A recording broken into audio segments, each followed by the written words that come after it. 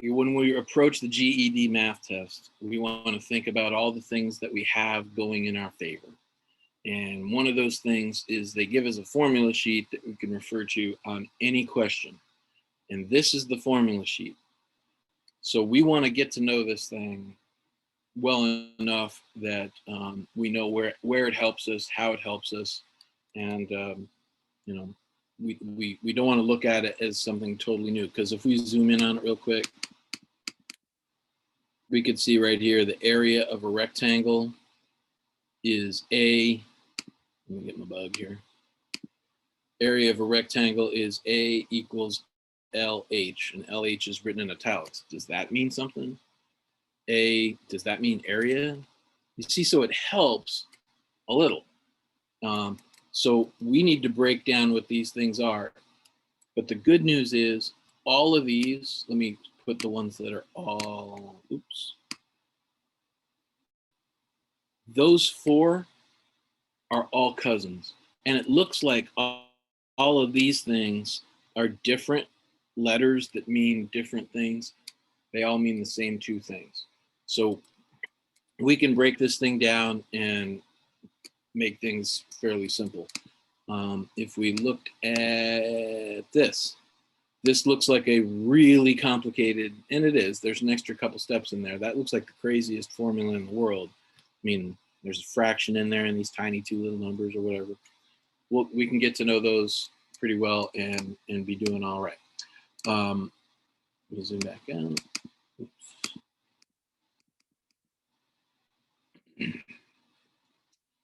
There we go.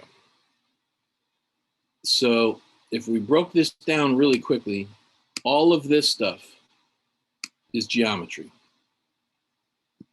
So if there's a question about geometry, geometry is about 1/4 of the test.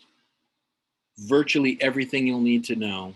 That, and I got to add, they put the Pythagorean theorem down here in algebra. I'm not sure why, because it's really a geometry question. That stuff is all that you'd need to know in geometry. Now, don't be intimidated when we look at this stuff. It is the way to get the right answer for each of these questions. We just have to figure out how to plug in some numbers, and we get to use a calculator for every one of those questions.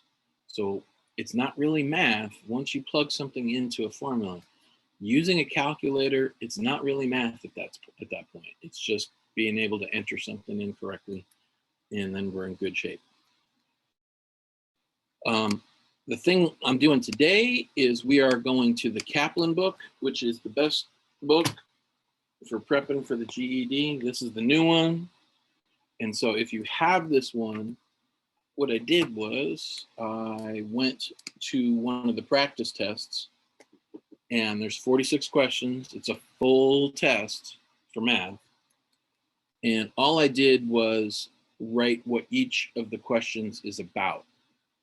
And that way we're going through them in order. So interest, algebra plug-in, FOIL, please excuse my dear Aunt Sally, integers, all this stuff. So we're gonna, the goal of this is to teach what each of these questions are about. Anything that's in green, that I highlighted in green, is there is something on the formula sheet that will help you.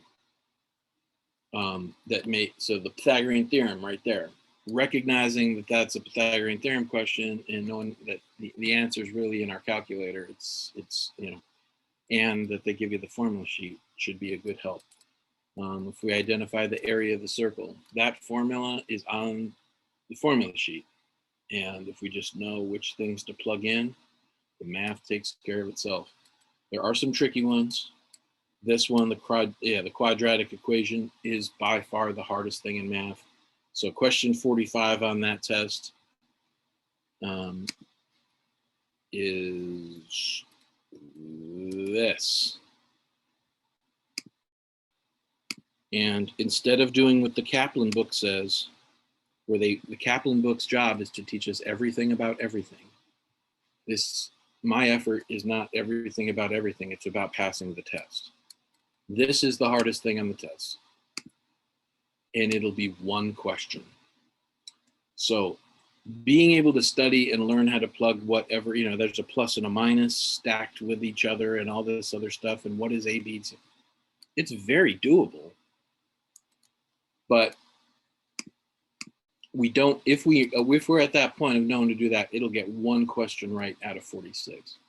So what I did was, when it came to that one or questions like it, hold on a second, the screen's going to jump. There we go. For question 45, like question 44, stupid number sentence crap. You'll see that when we get to it. On this one, I'm going to show the best. Look, if you're question 45, we're going to be exhausted if we get that question right there. We're going to be frazzled and all that stuff. We're going to talk about eliminating answers, getting to a 50-50, whittling the 4 choices down to 2, and the best chance of guessing. Because if we could do the whole test, is where I'm going to say, if we could get the whole 46 questions down and eliminate 2 choices and just get to 2 choices that are possibly right, and at that point guess, we will get 23 of those right. And all we need to pass is to get 26 out of 46 right. So we have to do 3 better than a 50-50. So eliminating how GED writes questions, eliminating the answer choices, 2 of them. I'm going, it can't possibly be that, can't possibly be that. If we did that to all of them, we'd almost pass. So that's how we want to feel. This is the goal. So there's going to be some stuff where we don't really go, man, it's a long way to get this one question right. We only get 2 minutes and 30 seconds on average, not per question, but it averages out 2 minutes and 30 seconds. And some of these are going to take longer than that. So that's sort of the intro. First subject will be interest, which is on the formula sheet.